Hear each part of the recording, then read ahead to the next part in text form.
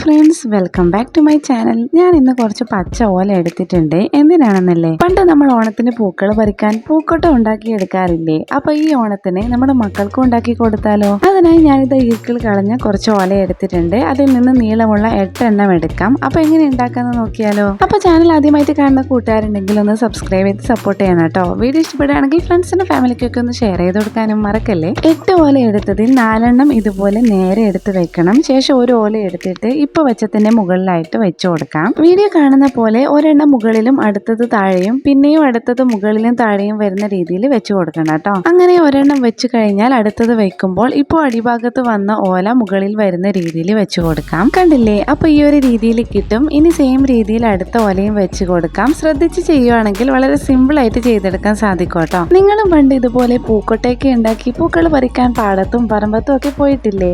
ഉണ്ടെങ്കിൽ ഒന്ന് കമന്റ് ചെയ്ത് അറിയിക്കണേ. ഇപ്പൊ ഇതുപോലെ ദൂരെ പോയിട്ട് പൂക്കൾ ശേഖരിക്കുന്ന ഒന്നും പൊതുവെ കാണാറില്ല അല്ലേ? അപ്പൊ ഇതാ 4ാമത്തെ ഓലയും അതുപോലെ വെച്ച് നന്നായി ചേർത്ത് ടൈറ്റ് ആക്കി എടുക്കുന്നുണ്ട് കേട്ടോ. വലിയ പൂക്കോട്ട വേണമെങ്കിൽ ഇനിയും ഓല വെച്ച് കൊടുക്കാം. ഇത്രയും വെച്ച് കഴിഞ്ഞാൽ ഇനി വേണ്ടത് ഇപ്പോൾ അടിഭാഗത്തുള്ള ഓല എടുത്ത് ഇതുപോലെ മുകളിലേക്കൊന്ന് ഒടിച്ചു കൊടുക്കണം. എല്ലാം ഇതുപോലെ ഒന്ന് ചെയ്തു കൊടുക്കാം.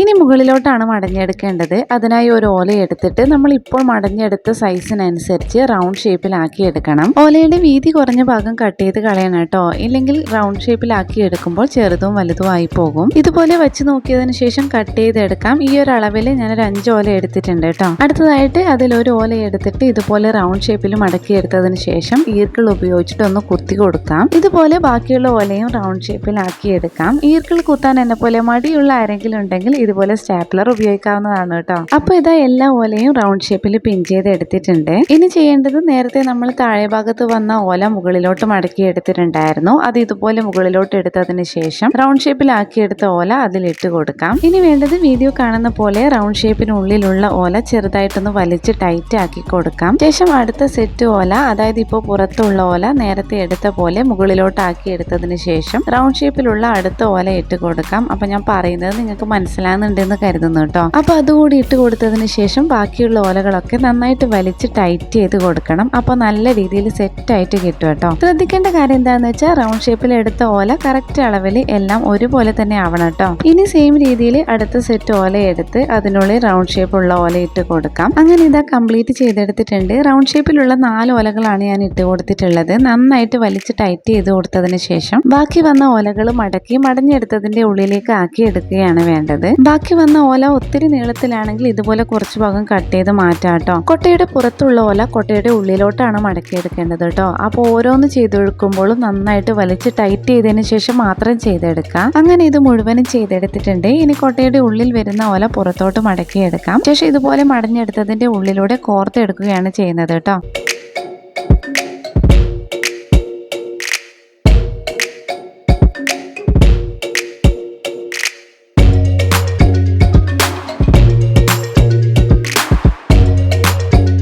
ഇതാ കംപ്ലീറ്റ് ചെയ്തെടുത്തിട്ടുണ്ട്. ശേഷം കൊട്ടയുടെ 4 കോർണറും ഇതുപോലെ മടക്കി സ്ക്വയർ ഷേപ്പിലാക്കി എടുക്കുന്നുണ്ട്. സ്ക്വയർ ഷേപ്പിലാണ് വേണ്ടതെങ്കിൽ മാത്രം ഇങ്ങനെ ചെയ്താൽ മതി കേട്ടോ. അങ്ങനെ നമ്മുടെ കൊട്ട ഇവിടെ റെഡി ആയിട്ടുണ്ട്. ഇനി ഇത് ഹോൾഡ് ചെയ്യാൻ വേണ്ടി ഓല ഇതുപോലെ 2ആയി മടക്കി കൊട്ടയുടെ 2 വശത്തും പിൻ ചെയ്ത് കൊടുക്കാം. അപ്പൊ ഇതുകൂടി ആയപ്പോഴേക്കും നമ്മുടെ കൊട്ട ഇവിടെ റെഡി ആയിട്ടുണ്ട്. കണ്ടില്ലേ? ഒട്ടും ഗ്യാപ്പ് വരാതെ നല്ല നീറ്റ് ആയിട്ട് കിട്ടിയിട്ടുണ്ട്. അപ്പൊ എല്ലാവരും ഒന്ന് ട്രൈ ചെയ്ത് നോക്കണം കേട്ടോ. വീട്ടിൽ കുഞ്ഞു മക്കളൊക്കെ ഉണ്ടെങ്കിൽ തീർച്ചയായിട്ടും ഉണ്ടാക്കി കൊടുത്ത് ഇത്തവണത്തെ അവരുടെ ഓണം സ്പെഷ്യൽ ആക്കി എടുക്കാം. എന്റെ മോൾക്ക് ഇതൊരു പുതിയ എക്സ്പീരിയൻസ് ആയിരുന്നു കേട്ടോ. എന്തായാലും ആള് ഹാപ്പിയാണ്.